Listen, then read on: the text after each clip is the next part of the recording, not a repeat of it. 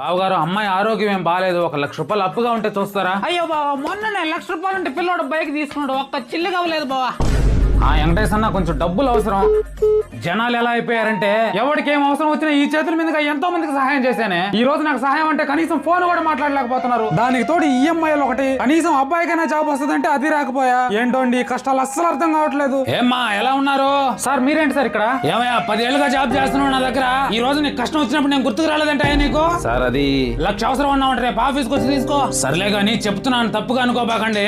ఒక్కొక్కసారి జాతకం కూడా మన జీవితాలపై ప్రభావం చూపిస్తుందయ్యా. నా మాటిని మీరు ఒకసారి జాతకం చూపించుకోండి. ఎవరున్నారు సార్ ఈ రోజుల్లో? నేను ఈ రోజు అంటే సెటిల్ అయ్యానులే గానీ ఒకప్పుడు నేను పడిన కష్టాలు లేదయ్యా.